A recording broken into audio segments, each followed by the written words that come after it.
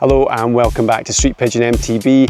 Exciting day today. We have the release of the DJI Osmo Action 5 Pro.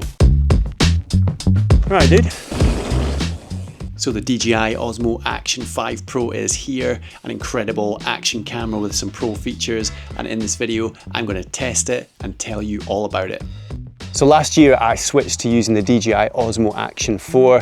In terms of an action camera for mountain biking, it was just heads above the rest, particularly when looking at low light footage.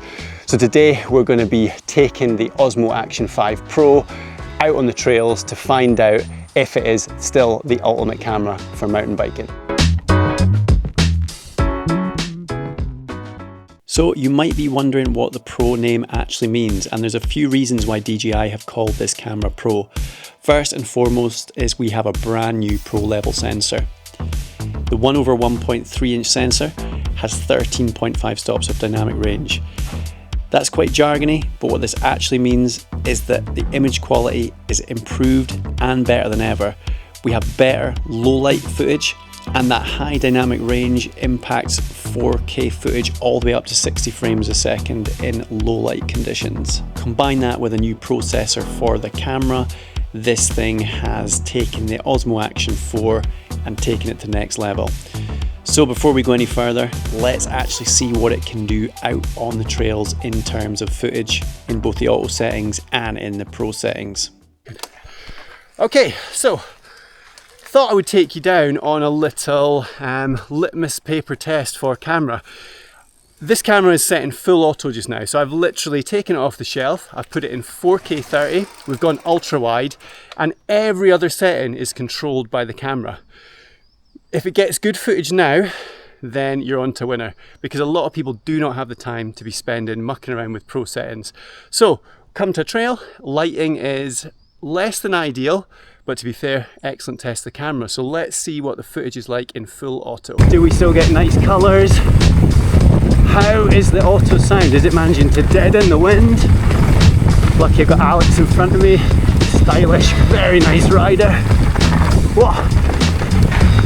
Whoa. Oh yeah! The auto footage out the camera is really impressive, but to take the footage to the next level, you can pro tune the settings. The video that you're now watching was shot in 10-bit D-Log-M. The image that comes out of this video looks fairly flat until you add colour. You can either do that in the DJI Mimo app or on your computer while you're editing, and the resulting image quality is incredible, especially in low light where it retains a really clear, sharp image despite the conditions being really difficult to shoot in.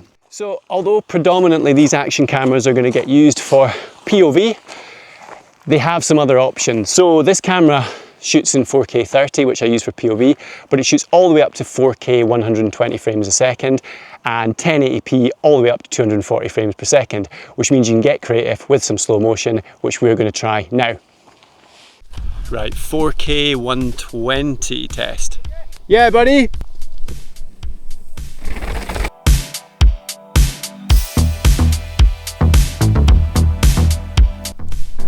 Okay, this is now looking at 1080, 240 frames per second.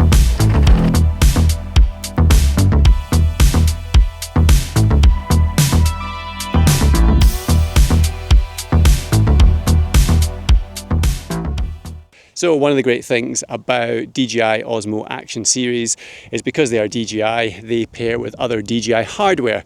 So what I'm using just now is the DJI MIC 2. This is a wireless microphone transmitter, and as you can see, we can actually begin to transmit from some pretty impressive distances, which gives you a load of filming options.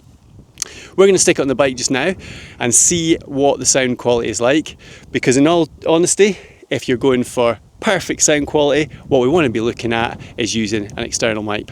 Right, going to be following my buddy Alan down, just get you to have a little think about how the audio works. Should be pretty crisp, interested to see what it's like. So yeah, the built-in microphones to the Action 5 Pro are excellent. So having an external mic is not a necessity by any means. However, it does give you options to really make sure that the audio is clear and also that the wind isn't spoiling the experience. Hopefully you're getting good audio. Whoa. Woo. Nice. So let's take a further look around the camera hardware, talk about some of the other pro features, and talk about some of the accessories that link up with this camera. The body of the camera remains fairly similar to the Osmo Action 4. Straight off the bat though, one of the things you'll notice is the dual OLED touchscreens that this camera now has. The clarity on these two screens is improved over the Osmo Action 4, and it's a real standout, especially if you're wanting to look back at trail footage to check that you've collected decent footage out on the trails. So we have an access point for the battery and an SD card.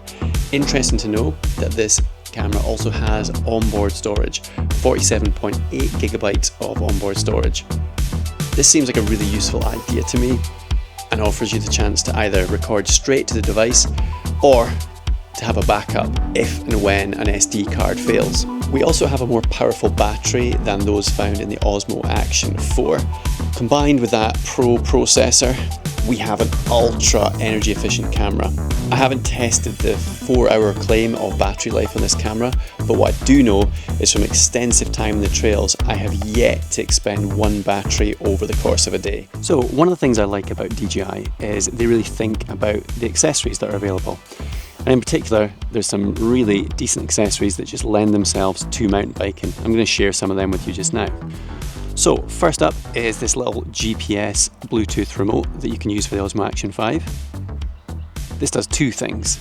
Firstly, it allows you to operate the camera without actually having to touch the camera, so you can wear this on your wrist. It just makes filming that a little bit easier in my opinion. But the cool thing is this is going to collect GPS data as you ride, and if you fancy being a bit creative and overlaying some of that data onto the footage, this is a really good way to do that.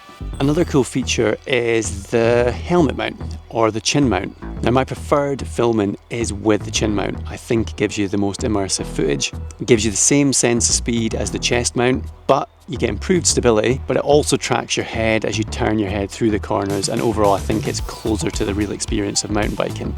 Most of us who use chin mounts have to buy aftermarket things or DIY a solution ourselves, but DJI have produced this strong clip chin mount that will work with a full face helmet.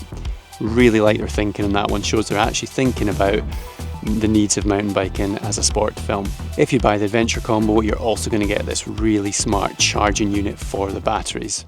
So I'd like to end the video by telling you the two things that I love most about DJI's new Osmo Action 5 Pro. First and foremost, the footage in the low light is exceptional. If you film mountain biking any place without ideal lighting, then this is the camera for you. In the darkest of trails, the camera still retains clarity, and you can see on dark images that all the features, all the details of the trails, including the bike, the bars, the roots, the rocks, all that comes through in the low light footage, and I absolutely love it. It blows my mind every time. But the latest thing that I have fallen in love with this camera is the audio. Osmo audio, as it currently stands, has gone to the next level. I thoroughly recommend you use this camera paired with DJI's MIC 2. The audio that you can return from this camera is absolutely mind-blowing, and the way the whole system connects together, the camera, the transmitter, the app, the way that everything works, the whole ecosystem, this is really top-notch. DJI have nailed it with this one. Hope you enjoyed the video, hope you found it helpful. Feel free to put any questions in the comment, and see you again soon.